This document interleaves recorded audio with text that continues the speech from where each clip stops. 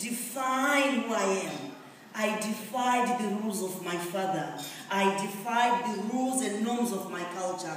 I refused to keep silent about societal expectations that marginalize women and girls to be submissive at the expense of their own dignity.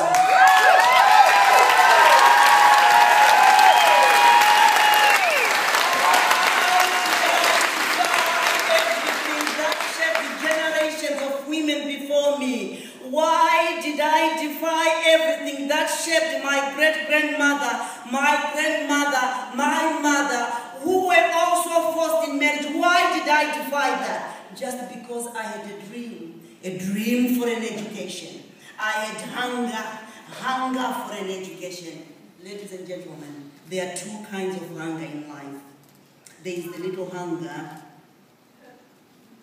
and there is the big hunger, the great hunger. The little hunger wants food for the belly. The great hunger, the greatest of all, it is the hunger for a meaningful life. Ultimately, there is only one thing that makes human beings deeply, profoundly bitter. It is a life without meaning.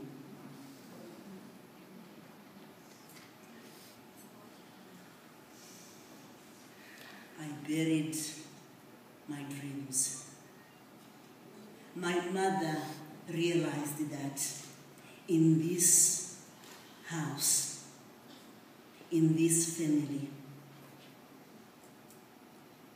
we have to have someone who should break the cycle of poverty, the cycle that runs deep, so deep in our families, it becomes almost a generational cycle. My great-grandmother handed that baton stick, that relay stick to my grandmother.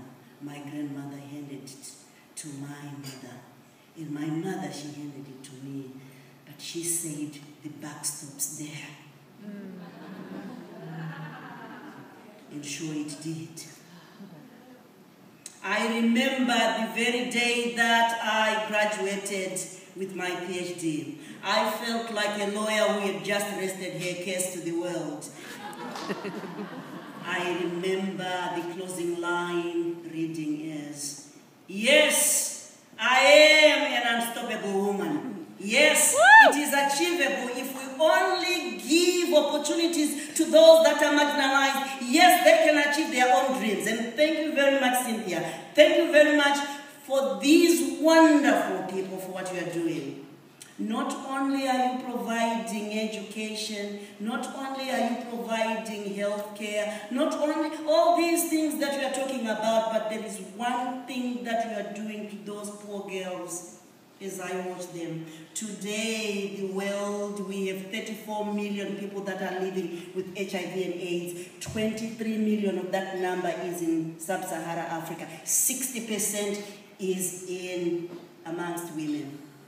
And what you have done by providing that education, we are decreasing HIV amongst these women.